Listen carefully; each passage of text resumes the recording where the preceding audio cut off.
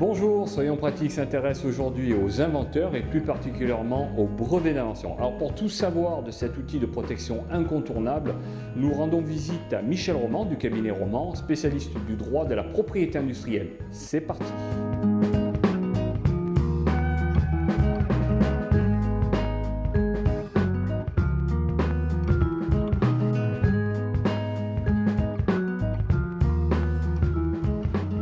Michel Roman, bonjour. Alors, qu'est-ce qu'un brevet d'invention? Un brevet d'invention est un titre de propriété délivré par l'État. Il confère à son titulaire un monopole exclusif sur l'exploitation de son invention pour une durée de 20 ans sur le territoire où il est délivré.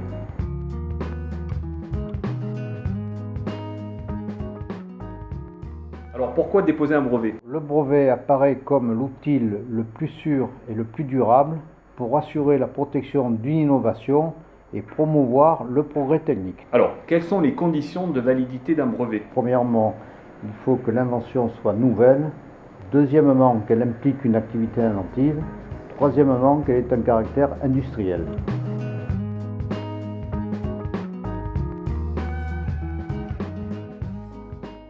Qu'est-ce qui n'est pas brevetable? Ne sont pas brevetables les simples idées, les théories scientifiques ou les méthodes mathématiques ainsi que les créations esthétiques. Ne sont pas brevetables non plus les logiciels ni les présentations d'inventions. Qui peut déposer un brevet? Toute personne physique de droit privé ou de droit public peuvent déposer des brevets et le brevet peut également être déposé au nom d'une ou de plusieurs personnes. Où peut-on déposer un brevet? Le brevet se dépose à l'Institut national de la propriété industrielle, plus connu sous le nom de INPI, dont le siège est à Paris, mais il y a également des délégations régionales situées dans différentes villes de province.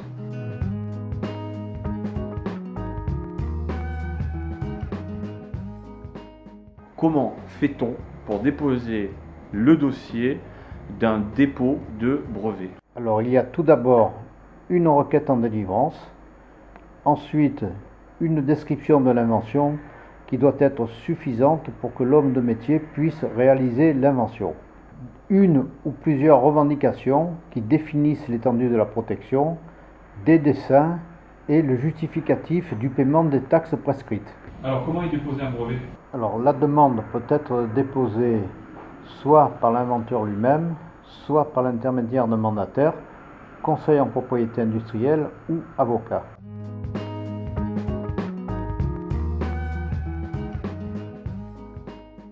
Alors, quel est le coût d'un dépôt d'un brevet français et quels sont les honoraires d'un cabinet spécialisé en propriété industrielle? Pour un brevet français, hormis le paiement des taxes officielles qui s'élèvent à 535 €, il faut ajouter les honoraires du conseil en propriété industrielle dont le montant peut varier entre 2 et 3 000 € selon la complexité de l'invention et la qualité des informations fournies par l'inventeur.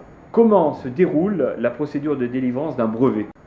Alors, la procédure de délivrance d'un brevet commence tout d'abord par l'examen de la demande par les services de la Défense nationale, ensuite examen de la régularité du dépôt par l'INPI et transmission du rapport de recherche. Enfin, il y a la remise du titre officiel par l'INPI et entre le dépôt du brevet et la remise du titre officiel, il peut s'écouler un délai de 2 à 3 ans.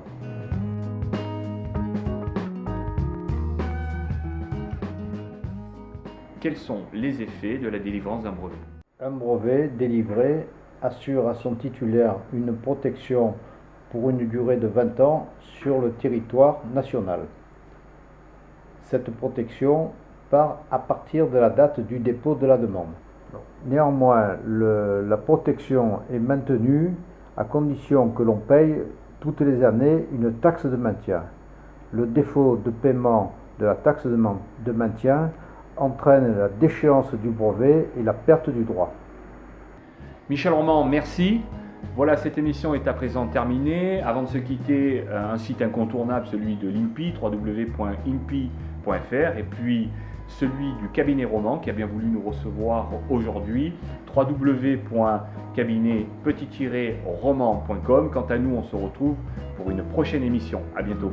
Comment est constitué un dossier de dépôt d'un dossier Ça c'est bon pour le boîtier, c'est ça. Alors, qui peut déposer un brevet?